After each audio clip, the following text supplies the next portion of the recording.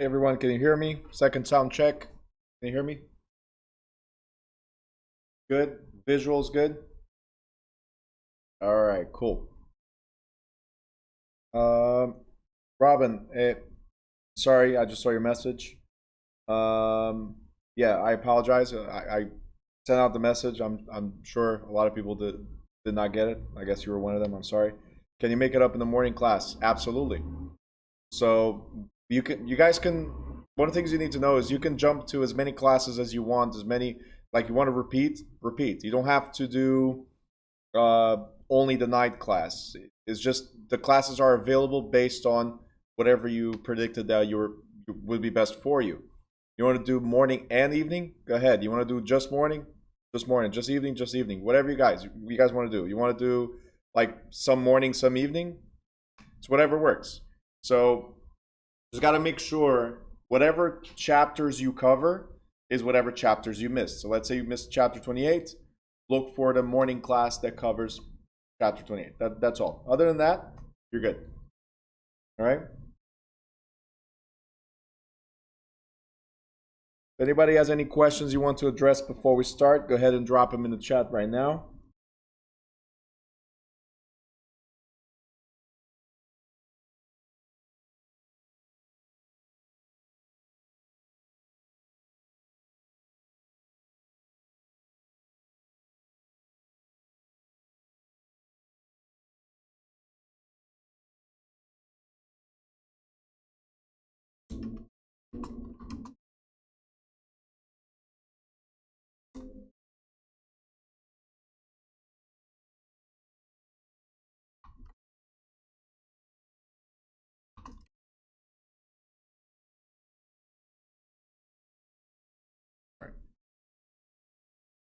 Sorry, I'm also getting messages on a procedure I'm going to do next week. So I'm trying to confirm so I don't, next week I start a new class and I want to make sure I'm not on that day. Okay, great. Wonderful. All right, cool. So let's see.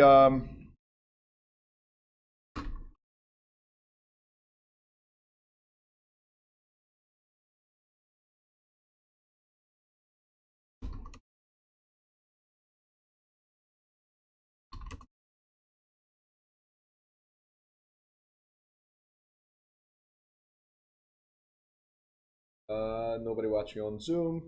Cool. So we're gonna on Zoom on YouTube. Got you guys on Zoom. Great. So if there's no questions regarding the previous chapters, we're gonna go over today's chapters. Is 3 of them. This is a 9-page, so it's actually it's 8 pages, so it's really quick.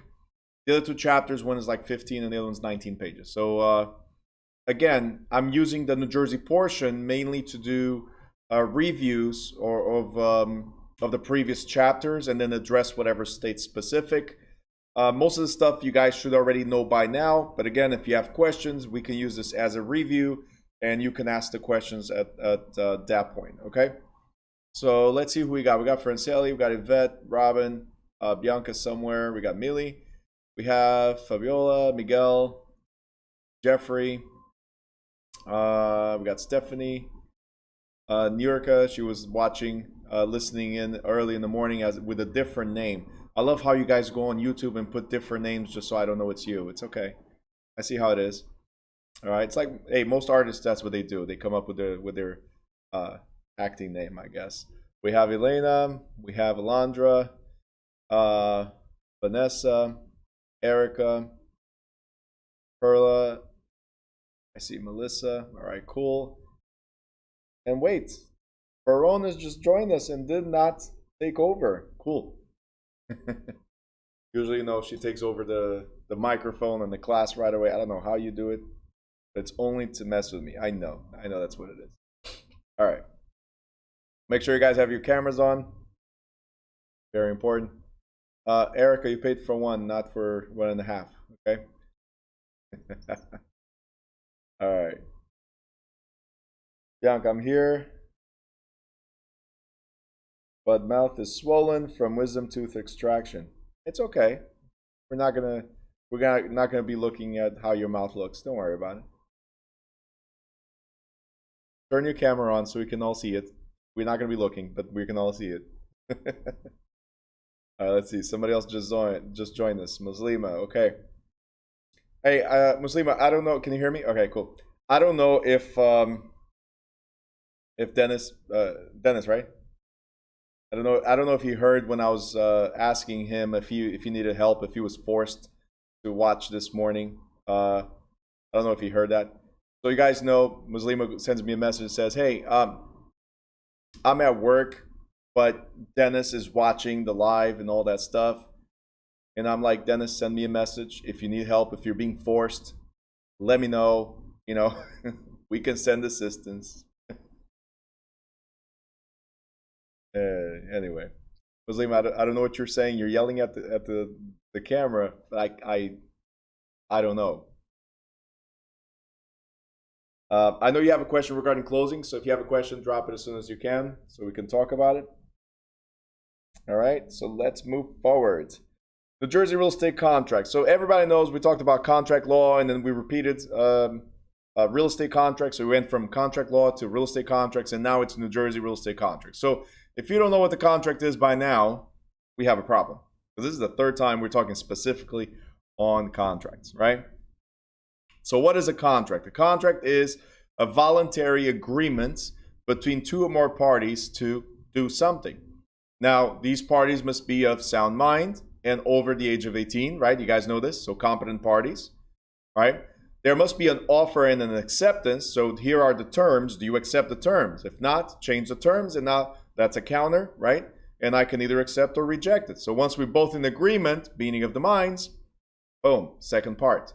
There has to be consideration. What is consideration? Is exchange of value. So I give you this, you give me something in return. And finally, for a contract to be valid, so this is the general law of contracts, to be valid, we must have legal purpose. So it cannot be a contract for something that's illegal. All right, so real estate contracts. I'm going to talk about New Jersey real estate contracts. We're going to start with contract handling. Contract handling. So licensees in New Jersey, and again, every state might have different rules, but in New Jersey, right, because this is state specific right now, in New Jersey, licensees are allowed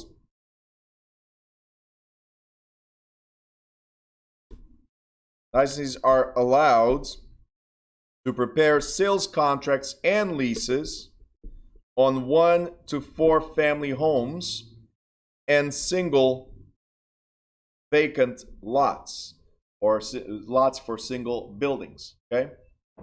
So those are the contracts we prepare. Now, let's not get this mistaken. We're not talking about, oh, if it's commercial, we cannot participate. What we're saying is getting the commission, it's regardless of whatever you represent. It could be residential, commercial, industrial, whatever, getting the commission for it. But preparing contracts, we prepare on 1 to 4 families. We are not allowed to prepare commercial leases, option agreements, or sales contracts for commercial property, industrial property, or several pieces of land. Anything that's not standard, we don't prepare. 1 to 4 family, they felt, well, there's so many single families, so many 2, 3s, and 4s. These are the most common constructions out there, right? There's so many standard transactions for this that will create a standard form. But 5 units, how many 5 units do you see out there? Not as many, right? Commercial, every commercial has a different touch to it. So it becomes very complicated for you, the realtor, to prepare a standard contract because there's so many variables, especially with option agreements, right? So many variables. So they stipulated that 1 to 4 family, or as we call it, residential, it's safe for you guys to prepare. Now, for that, like most states, they created what's called a pre-printed form. That means there's a standard form, and what do we do in that form? We fill in the blanks. That's pretty much what we're doing. We're filling in the blanks. We are trained, guys, to fill in the blanks for the seller, fill in the blanks for the buyer, and fill in the blanks in a contract. That's all we do, fill in the blanks, right? We let them connect, we help them connect the dots. That's what it is. So it says here the licensees typically use the pre-printed forms for offers, sales contracts, listing agreements, and so on. And because every transaction or broker relationship is not identical, the licensee may modify these pre-printed forms. So even though they are like standard, right, we can make a few changes here and there because there's too many single families out there, but not every single family is exactly the same. So a few changes have to happen. Whether we represent as a seller's agent or transaction broker or a dual agent, that has to change as well. So we can add provisions or we can cross off existing provisions as appropriate. Of course, these changes, these modifications should be initialed by the involved parties. And it's important to note that any handwritten changes overrule pre-printed. Okay? So guys, everything in this book pre-printed. What am I doing? I'm altering stuff. So it's handwritten, right? That means at this point, we needed to initial, both parties needed to initial the change that we just made, okay? That's pretty much what it is. And this takes over whatever was pre-printed. Delivery of copies. Now, before anything, so listing agreement, sales contract, or lease is signed, the licensee must create originals of the documents. So multiple originals of the documents. So if there's 10 people, they're about to sign the document, I got to have 10 original copies of this and then 10 signatures on each one of these documents. So 10 signatures. Not like, hey, let me sign, everybody signs and we make copies of this. No, it's 10 copies of the original document and then 10 wet signatures or what we call original signatures in each contract, okay? Later on, if there's a change, of course, we must initial that change and receive a copy of that initialed change. Okay. Yvette has a question. Must all changes on all copies be hand printed? No. See, there's a pre-printed form, and then whatever I type on it, right, is a change of the pre-printed form. Now, the thing is, if you have something printed already, and it's already signed, right, and you want to change whatever is in front of you, then yes, everybody must, so it's handwritten, and everybody must initial the handwritten change on each single document. What we do nowadays, because it's pre-filled, right, it's e-sign, it's a lot easier to make the change, send it out to everybody. So these are the rules before e-signature, right? So definitely have to initial there. What we do now, unless it's attorneys doing it for you, right? That's the attorney review. What we do now is like, okay, depending on what the change is and depending on the amount of people, let's just correct it and blast it to everybody so everybody e-signs the document again, right? So they review the change, e-sign the document again, whatever the change is, and we just resubmit. Pretty much what it is, okay? Retention requirements. So how long do you need to keep the documents, okay? In New Jersey, we must keep copies of all unaccepted offers for 6 months from the date of the offer. Okay, unaccepted offers, 6 months. We must keep copies of sales contracts. Actually, let me go back to this. How long do we have to keep the offers? Let me know in the chat. I want to know you're here with me. So let me know in the chat. How long do we have to keep the offers? How long do we have to keep the offers?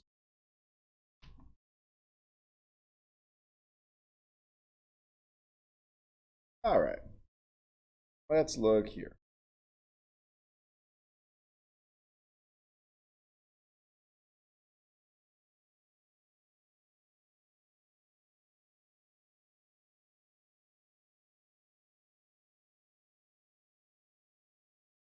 How long do we have to keep the offers? Nope.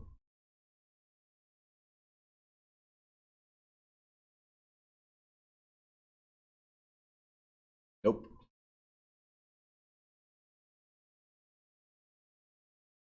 Oh, there you go. Vanessa, thank you so much. Is it me or I just turned a little red here? Am I a little red on your screen? I don't know what happened. All right, so how long do you have to keep the offers? You got to pay attention to the question, guys. It's very, very important you pay attention to questions. So how long do we have to keep offers? The question is simple. How long do we have to keep offers? You're going to look for the 4 answers, and one of them is going to say, you're going to say unaccepted offers 6 months, or as Stephanie wrote, 6 months if it did not go through. And then they might have another option that says, oh, if it's an accepted offer, you keep it for 6 years. You know why? Because if it was accepted, it became a contract. If it became a contract, it became a permanent record. So you got to pay attention when you're reading the questions or listening to the questions.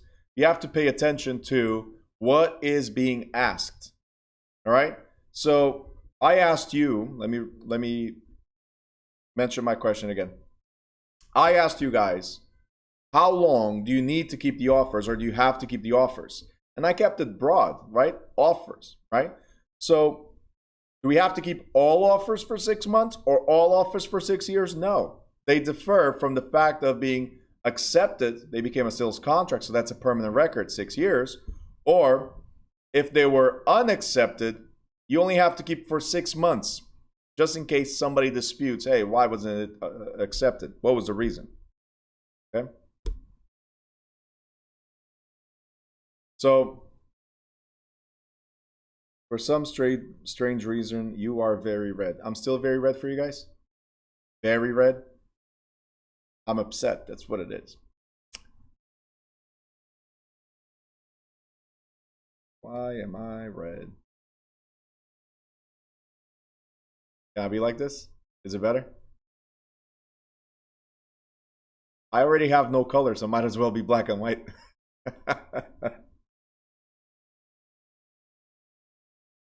David, I already looked like a ghost before that, so yeah.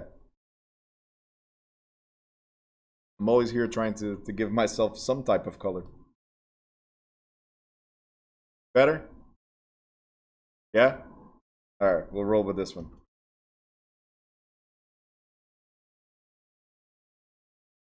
In the spirit of Halloween. I can go orange too. I think.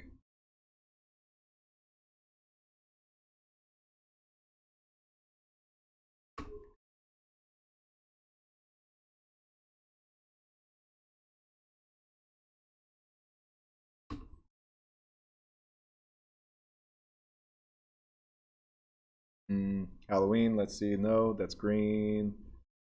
Orange. Where's the orange? Orange? Ah, didn't work. Alright. Is the color okay? Is it good right now? Okay, cool.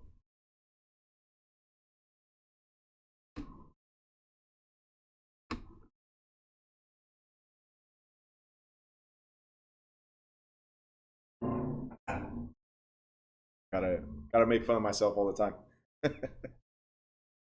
Anyway.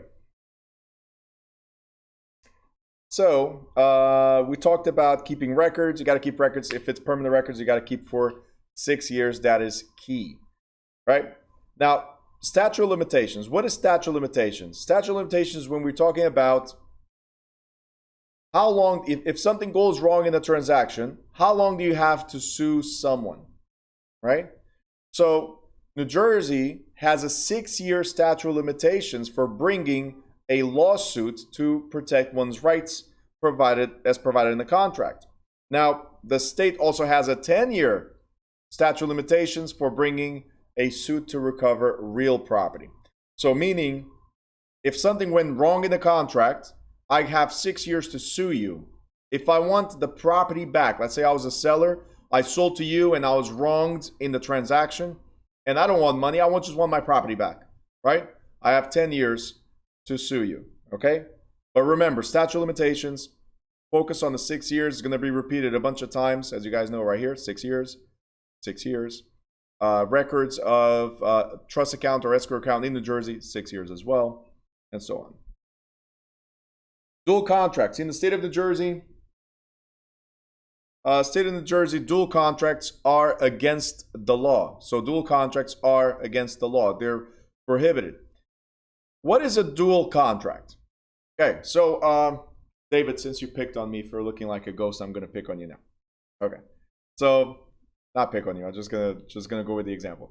So David, you're the seller, I'm the buyer, right? But David, this is what I want to do. I want to buy the property, but I need some money. So what we're going to do, David, is we're going to prepare two contracts. One contract is from you as a seller to me as a buyer for $300,000 on that house on 123 Adams Avenue, okay? And the other contract, the second contract, is you as a seller, me as the buyer, same house, 123 Adams Avenue, but instead of $300,000, we want $350,000. So guys, it's the same transaction between David and I. Same transaction. Same real estate property, same seller, same buyer, everything's the same except for one thing. What is the one thing? Is that we have two different prices. Now, why would I have two different prices? Well, one of them is for me to get a higher amount on the loan, and the other one is the true value of the sale. State of New Jersey says, if the house is sold for $300,000, then that's what goes on the contract, and that's the only contract that can exist. This is for real estate. In fact, it could result in the license being suspended, revoked, and you being fined or imprisoned for 3 years. If you try to create this fraud or defraud the bank, you could lose your license. All right? So the real value is whatever we agree to, period. No more, no less. 300 is what it was, then 300 is what it is. Simple. Okay? Plain language requirements. Because in New Jersey, guys, in New Jersey, we are not required, to have an attorney oversee the transaction. We are not required to have one, right? Then the contract must be written in plain language. What does that mean? Common, everyday language. And when you read the contract, for those that actually read the contract, right? Because most people don't. But if you really want to read the contract, you should be able to go through it and understand, just like these words right here. You should be able to read, understand. Simple. Okay? So it must be written in a simple, clear, and understandable language. As it says here, the use of technical terms is as appropriate is allowed. However, there must be no confusing cross-references, longer than necessary sentences, words with uncommon meanings, double negatives, Old English, Latin, or French phrases. New Jersey, there's no fee schedule. That means commissions are 6%, right? Right? In New Jersey, commissions are 6%, correct? No, commissions are negotiable. So it could be 10%, it could be 20%, it could be 100%, it could be 1%, it could be 0%.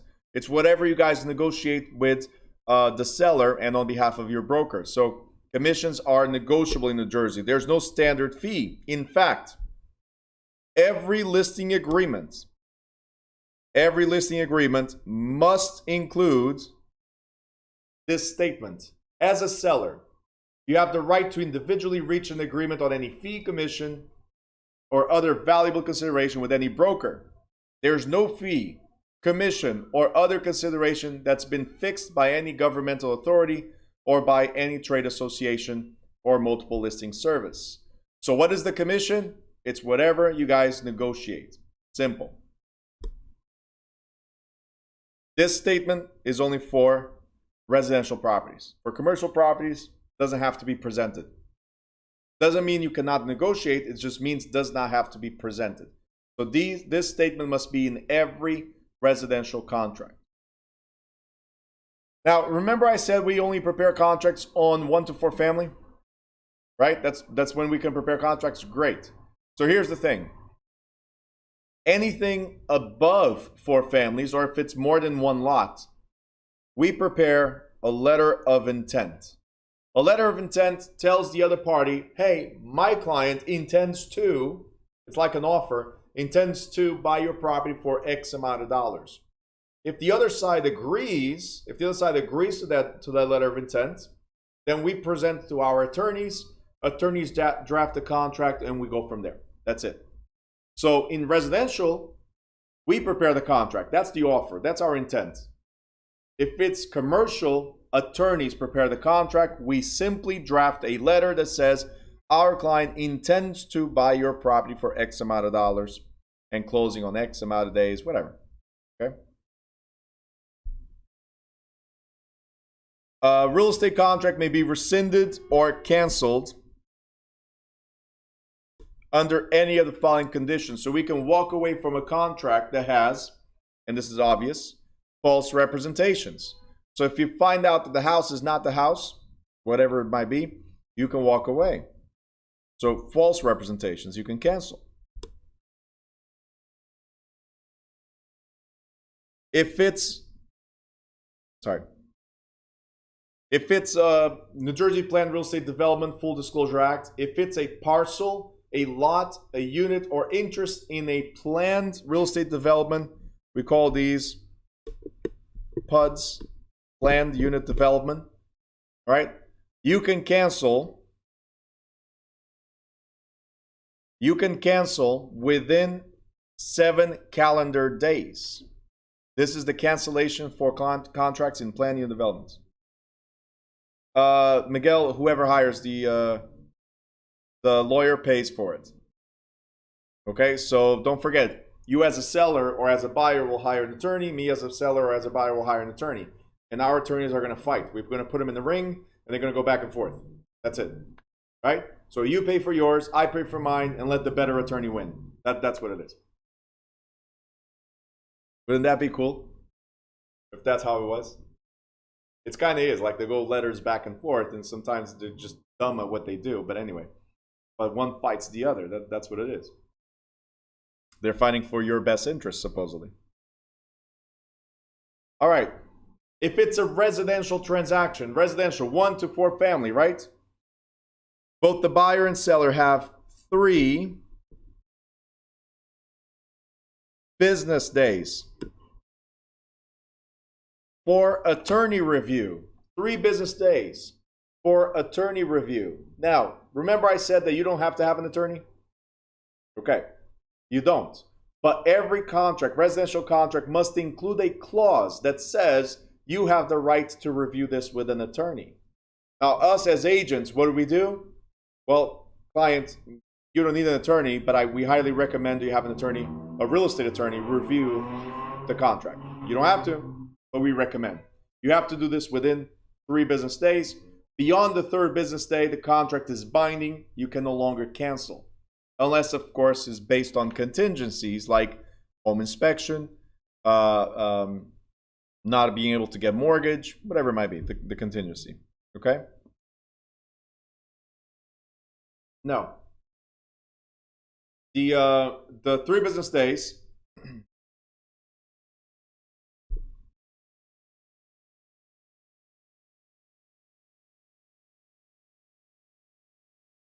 sorry, 3, there's a typo there. The 3 business day rule is from the moment that both of us received a copy of the signed contract. So remember, I'm going to put an offer, right? That offer is the contract. I'm going to put an offer. Robin, you're the one to ask. Okay. So Robin, I'm gonna put an offer to you, the seller. Once you agree to the offer, does that mean the time starts counting? No. Because my offer goes with a signature until I receive your signature. I don't need your call to say, hey, Bruno, I accept it. No. I need your signature. So once the contract is fully executed and I receive, right, execute a contract, and I receive that copy, right? Once I receive that, then it starts counting the 3 business days, okay? So it's from the moment that I receive the copy.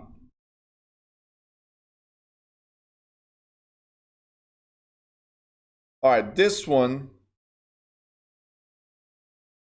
right here says a homeowner who changes his or her mind about financing his or her property may cancel the mortgage loan within 3 days of signing. It's also 3 business days, 3 business days of signing. But this does not apply to purchasing a property, only for refis. Okay? So the 3 business day rescission is when you're refinancing your property. The purchase of a house, you cannot rescind the loan. You could have canceled the whole transaction before closing. After closing, that's it. You're stuck with that loan until you sell or you refinance.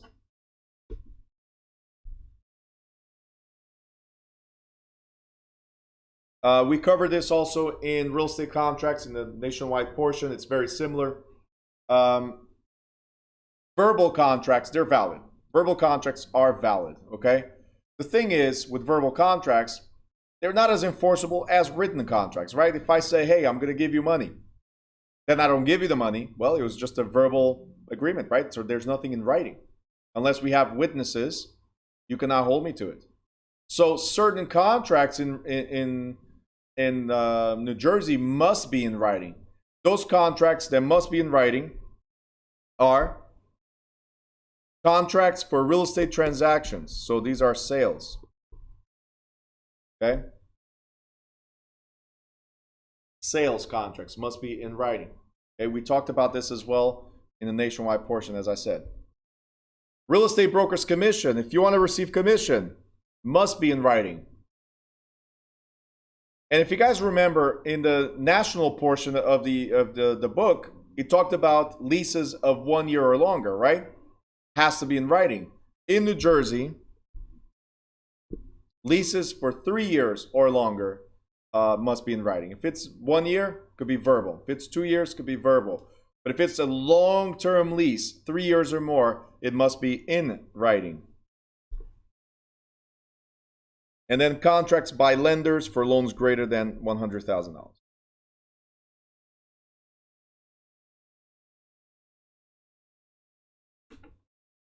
Erica has a question.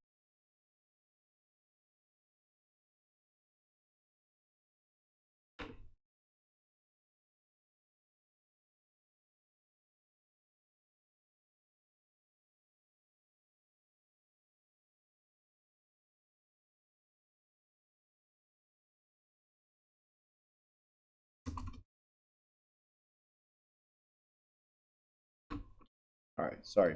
Erica, that's only Jersey. What about state? Jersey is a state? To say?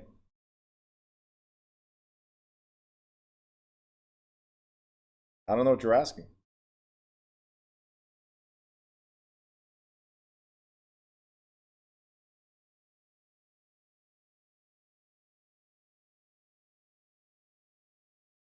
Oh, you're asking about state tests.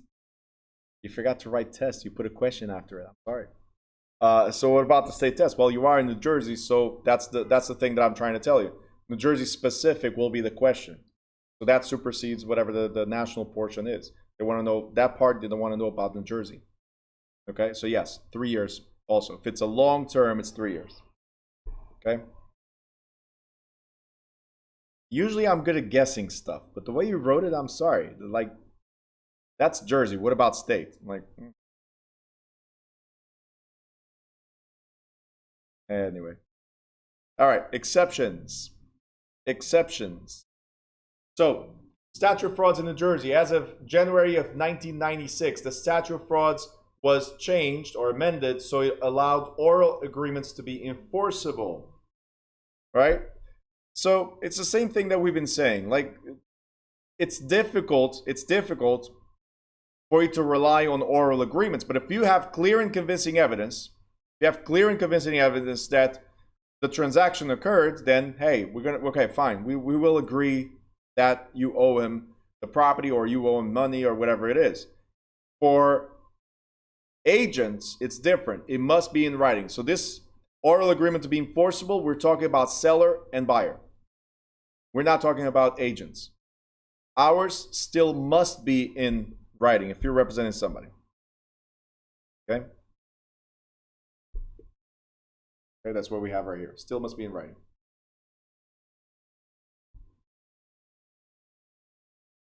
The contract that must be in writing between competent parties includes the following: The contract must include the description of the property. So what am I buying? Is it this one or this one? And believe it or not, guys, this is true, and this happened, I'm sure, in every single state. And I'm sure in every single city, it must have happened something similar to this, where people make mistakes. All right, I have a friend of mine. It's happened 2011, I think. My friend had a property on, let's say, 95. I think it was 95, 11th Street, South 11th Street in Newark, as an example. And then you know how it goes. Like it's odd numbers on one side, and then it's even numbers on the other side, right? So he owned on 95 South 11th Street in Newark, as an example. But he also had another property on 98 across the street, right? The agent that showed up there, and that's why I tell you guys not to be this type of agent. And let me show you something. The agent that showed up there sat down with my friend and goes, listen, just do me a favor. Just sign here, here, and here. Right? Just sign it.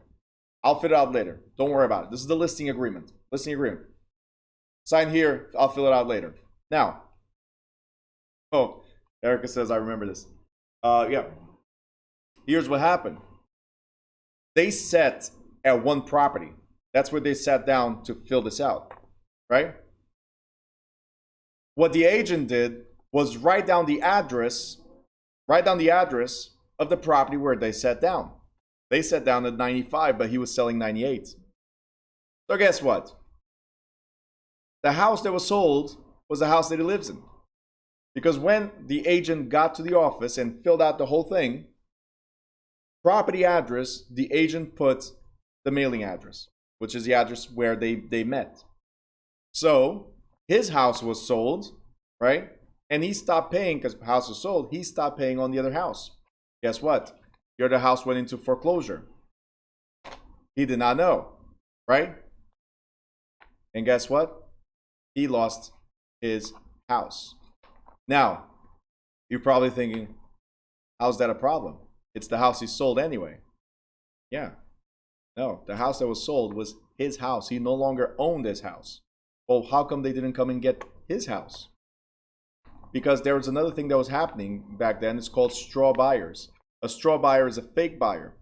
So the agent at the time that actually got arrested a couple years later, and fled to Florida. The agent at the time, yeah, because Florida everything is legal, so you just go to Florida, you're good. It's a joke. It's a joke.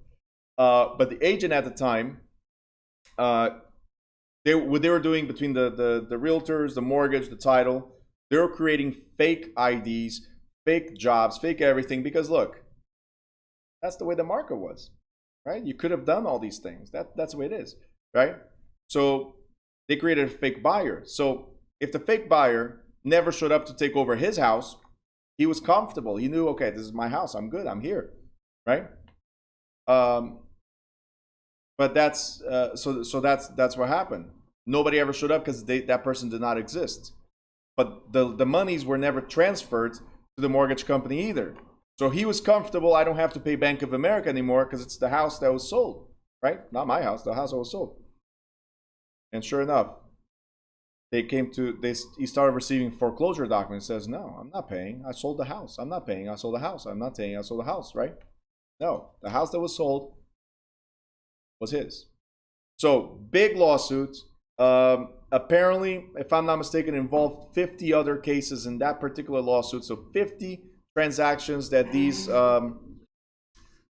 realtors, mortgage people, title company were involved in, and an attorney. Now, it's a sad story because the attorney apparently hung himself in the basement.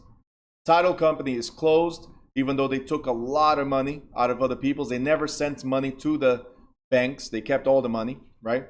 And they invested the money into other transactions. So the sad story is that somebody unfortunately died because of this, and a lot of people lost their homes because of this. The good side of the story is that some people got compensated very well from this. But anyway, make sure you guys put the description of the property that you're trying to sell right?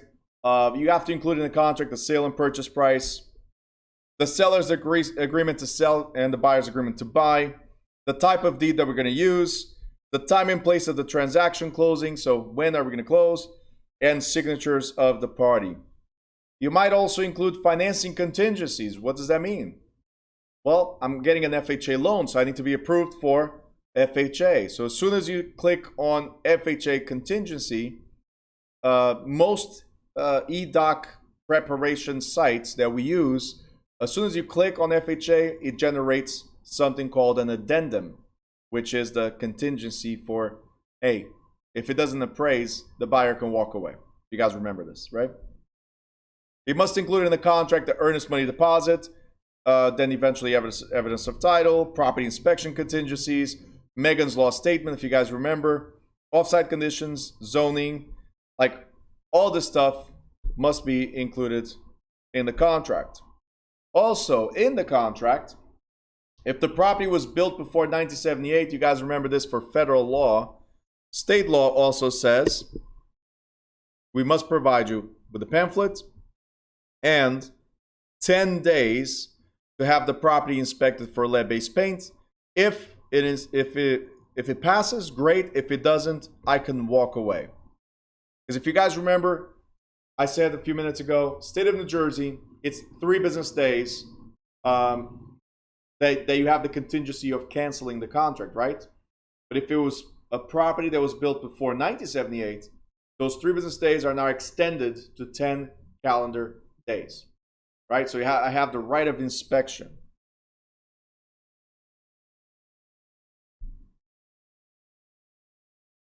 Another thing that we have in New Jersey. Okay. In New Jersey, the cover page of every contract, has something called a notice. It's called a notice to the buyer and to the seller. Every contract contains a notice to the buyer and to the seller.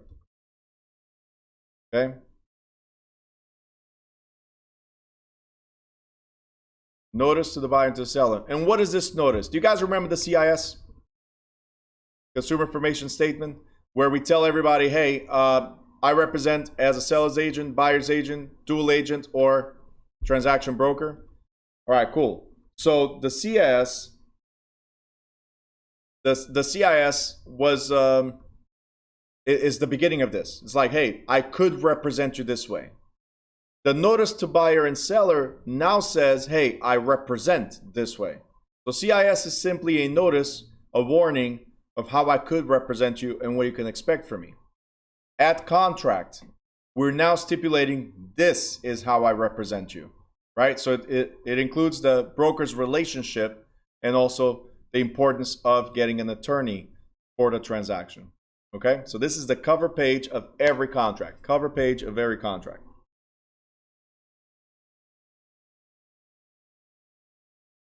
All right, so what do we have here?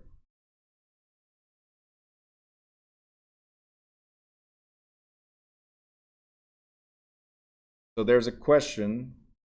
If during the closing or a couple hours before the close, the agent advises you there are some changes to your contract or other change, what type of changes is acceptable to delay the closing? Great question. I'll talk about that in a second. That's a great question. And by the way, it's not the agent. It will be either the contract or the closing disclosure that states those changes. Okay, but I'll talk about that in a second. So hold on to that thought, okay? Now, binding contract statements. Binding contract statements. As I said, every contract in New Jersey, you have 3 business days to do an attorney review, right? So every contract must include at the top of the contract, the very first page at the top, so not the cover notice to buyer and seller, but the very first page of the contract must include this statement. This is a legally binding contract that will become final within 3 business days. So during this period, you can have an attorney review, okay, during this period. Beyond the 3rd business day, that's it. You're stuck with it, okay? I already explained that a few minutes ago.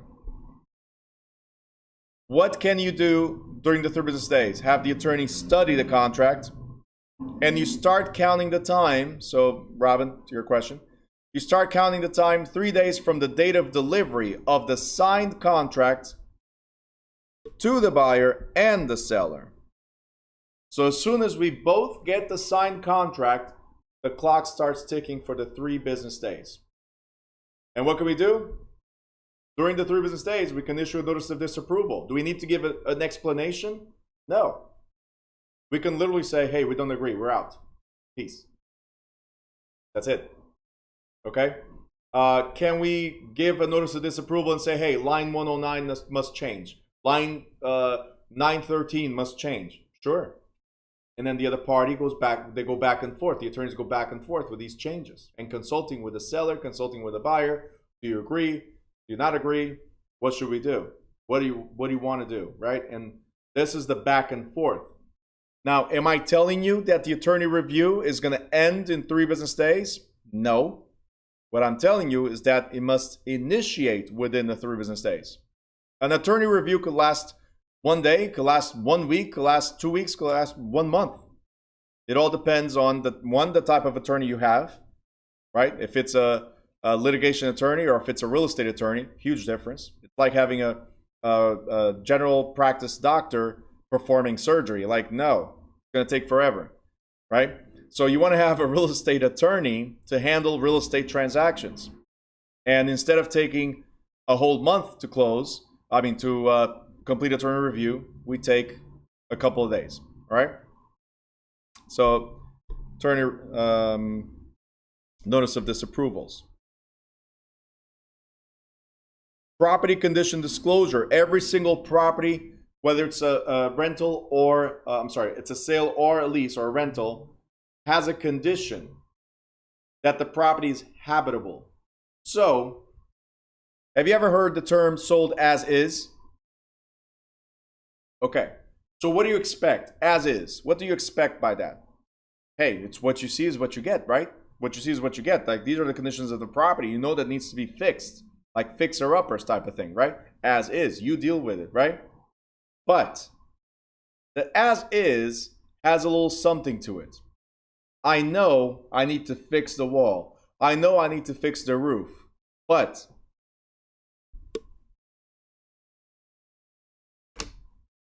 must be habitable. What does that mean? If there's something that's hidden that you're not telling me, that I cannot see, that I cannot agree to, right? That I cannot agree to, then I have recourse. I can come after you. It's almost like, you guys ever heard of the lemon law for the cars? Like, I'm going to sell you a car and I have to carry over this implied warranty for 6 months. Like a lot of dealers go like, oh, 30-day warranty. No. Because the law says, if the car stops working after 2 months, I still can come after you. Okay? So, no, there's the lemon law. You gave me a car that I'm paying today to last at least 6 months. That's it. Okay? I'm paying $2,000 for 6 months. It's still better than paying a cab. But anyway, that's what it is. This is like the lemon law. I know it's as is, but must be habitable. Okay? Unless I agree to, I know I need to knock it down and build brand new. That's what it is. Unless we agree to it. Can you do inspections on this type of listing? Okay, so the inspection issue, it goes again by agreement. Okay, the inspection issue goes by agreement. But the fact that it must be habitable or there must be a supporting structure, yes. You can still put a contract together that says subject to inspection of the structure, for instance. Absolutely. Right? If it's something that's going to collapse and all I expect it to do is paint a few walls, right? But it's going to collapse, do I have to buy? No. So the inspection, of course. Again, it's the lemon law type of thing. Whatever's visible, I can address right away. But if it's something hidden that you're not telling, like, look, tell me that it's about to fall and I'll know. Okay, I'm paying X amount of dollars for the land, and that's it. Period. You guys understand this? Thumbs up? Because so the as is not 100% as is, just like a car. It's not 100% as is.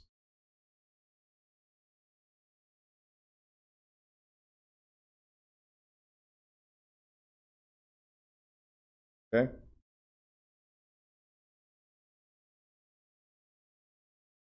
So you can go back and sue. Yeah. Again, just like the Lemon Law. If they gave you something that, hey, this was the issue, but then there's more issues that were not disclosed, yeah. That's why you should never waive inspections.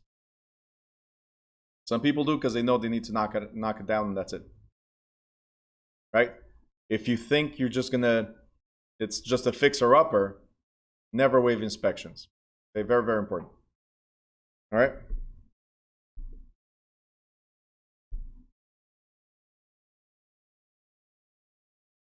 All right, question from Yvette.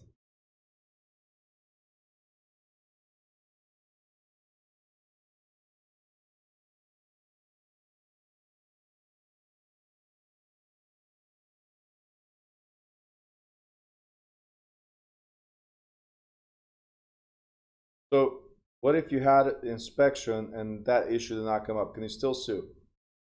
Okay, so the cool thing about the inspection period and inspections is that if it's structural, sometimes we cannot see, right? So the inspector is going to do it to the best of his ability, but if it's something that we cannot see but the seller knew about, if we can prove that the seller knew about it, yes, you can still sue. Okay? Because again, I need to be 100% aware of all the defects of the property. I'm paying X amount of dollars based on what I know. If it's something I do not know, then was it worth it? No. Okay? So can we sue? Absolutely. And a lot of people will argue, no, but I sold it as is. No. You sold it as is with the knowing defects, disclosed defects. You cannot just say as is and walk away and say, hey, you figure it out. No, you have to still disclose all the issues with the property. Very important.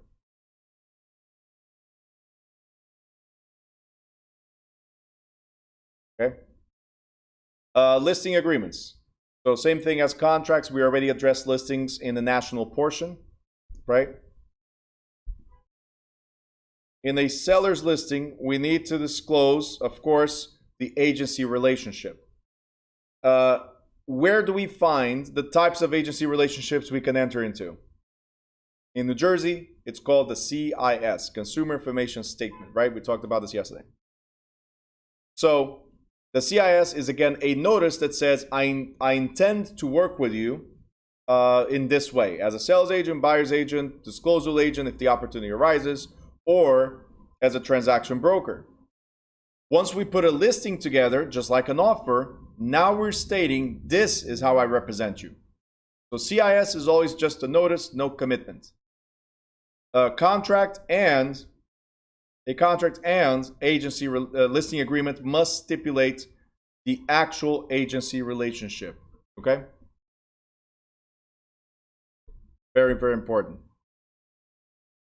We have different types of listings. Guys, we already covered all these listings. You remember exclusive right to sell, exclusive agency, and open listing. And I told you guys that this one is like an open relationship. This one is like we're being engaged, and this we're married. So in this one, you're going to talk to a bunch of different agents and agencies and see, hey, if anybody has a buyer, let me know. In these two, it says exclusive. That means you're dealing with one agency only, and let that agency deal with all the other agencies, right? What's the difference between these two right here? Is that this one, exclusive agency, just like open listing, we only have to pay if somebody sells, right? If I sell through my own efforts, I'm the seller, right? I'm the owner of the house. If I sell through my own efforts, do I need to pay a commission? In these two, no. In this one, does not matter who sells, the agent or the agency is still getting paid, right? So remember this. Like this one is like the marriage. Like we're fully committed and it's for both of us. That's it. This one is kind of like we're engaged. There's still a chance that I, the seller, find somebody else and that's it. I walk away. Open listing. Hey, everybody's game. Whoever brings gets paid. That's it. All right. Listing terms. We already talked about this also in the national portion. Every listing in New Jersey is no different. Every listing must include a beginning and an end of the listing term unless it's an open listing. So I'm going to come to you, Vanessa, and I'm going to say, you want to sell your house? Sure. Listing starts today, ends 6 months from now on this date. So on April 21st, it ends our listing. That's it. Stipulated. Beginning and end. 6-month listing. You guys understand? Open listings are like, they're open. Hey, if I find it, fine. If I don't find, I don't find. Could be a year from now. It could be 2 days from now. It doesn't matter. So there's no ending. But exclusive agency and exclusive right to sell must have a start and end date to the listing. Now, it must also include the list price of the property, and the compensation must be there. So every listing agreement must include the term and compensation rates to be paid. Okay? It also includes authorization for the broker to work with other people, like through the MLS, for instance, right? And also how they're going to get paid. So what is their compensation? So, Vanessa, I'm going to list your property, and I was able to twist your arm and get 7% out of you. Great. I explained why the 7%. Because I'm going to pay whoever brings me a buyer, I'm going to pay them 3.5 or 4. Right? I'm going to make it attractive so I get a swarm of potential buyers to see your property. Does that make sense, guys? Okay.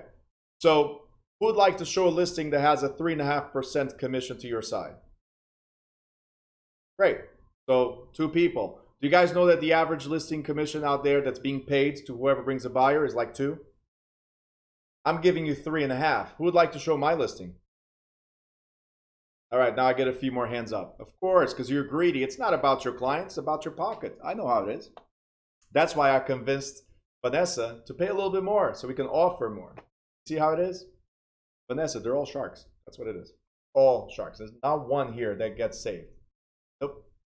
Saw how they all rose their hand like, hey, yeah, 3.5 is for me. Let everybody else get the 2. I don't want that property. Even though it fits my client, that's what my client wants. It's only 2%.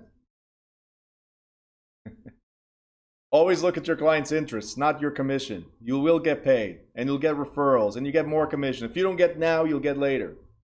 Right? Muslima says, I plan on being a great agent. Change I plan to I will be a great agent. Okay? Don't plan, because you're already saying, like, I plan on it, but, you know, if I fall through the cracks and I'll become one of those bad agents, hey, just happen to be. That's where you just told me right now. Nice. Save. I will be a great agent. There you go. All right. Next. I told you it has to have an expiration date. We already covered that. It has to have a commission notice. We already covered that as well, where we could not promise, we cannot state that this is the commission rate period. No. You have the right to reach your individual agreement, right? The seller must also sign a receipt of the CIS saying that, yes, I did know about the agency implications before I got into this agreement, so they understand fully. And also a copy of the Attorney General Memorandum of Law Against Discrimination. You guys remember this, right? Attorney General Memorandum of Law Against Discrimination. Mr. Seller, you understand that you cannot discriminate, period. If you guys want to look at the forms, here's some examples here.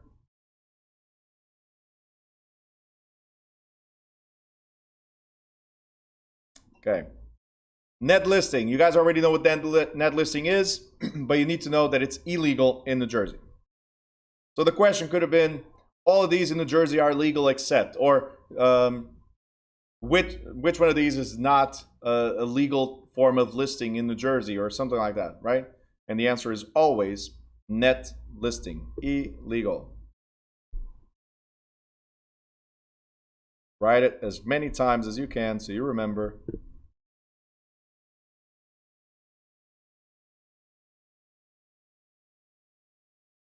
Okay. And that is it for chapter 28. Guys, good so far? Thumbs up? Great. All right, cool. So in this one is going to be a very, very, very quick break. 6:43, so I can switch and prepare everything for YouTube because I'm separating by chapters, as you know. So 6:43, 6:50. So you got 7 minutes break. Why is Erica going no?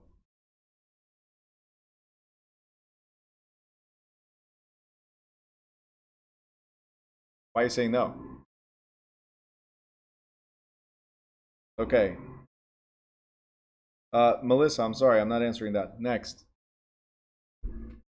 What is the difference between net listing and gross listing? Do we have gross listing? We don't have gross listing. We have net listing. A gross listing is all the listings. Is where we get paid by commission on what we were able to accomplish. So if I'm able to sell your house for $500,000, I get paid based on the 500. If I'm able to sell for 600, I get paid a percentage based on the 600. Net listing is where I'm telling you, okay, you want 200, no problem. Anything above 200 is mine. So if I'm able to sell the property, for 300, how much did I make in commission? $100,000. How much do you take home? 200. Do you think that's fair for the client? No. So gross listing, okay? Melissa, if they're putting on the test, it's probably gross lease and net lease. You're probably getting confused there. And the test is gross lease or net lease. What's the difference between both of them? In a gross lease, you're not responsible as a tenant. Usually, you're not responsible for property charges. In a net lease, then you might be responsible for some or all of the property charges. If it's listing, there's no gross listing as a statement or as a question, because all the others are considered like gross listing. It's performance based. So open, exclusive agency or exclusive right to sell, they're all based on performance. How much can you get? And you already stipulated up front, your commission is going to be X amount of dollars or X percentage. In a net listing, you're not stating anything. In a net listing, you're like, hey, whatever the property brings, anything above the 200, which is what you want, is mine. So the seller's not aware of the current market conditions or how much you're going to get paid, right? So they're not aware how much they have to pay for your services. That's what in New Jersey is illegal, and most states have outlawed, okay? But if it's a state exam question and they ask for gross or net lease, what's the difference? It's lease, not listing, okay? Most likely that's what the question is, and the answer is whether you pay property charges or not, okay? We're good? All right. So, Melissa, let me know if you're good. Since I don't see, okay. All right, cool. So now you changed the time. You see how it is? So 6:46. Well, 6:47 already. So 6:55, we're going to be back, okay? 6:55, guys. Erica, is it okay if I go now? Oh, okay. All right, cool.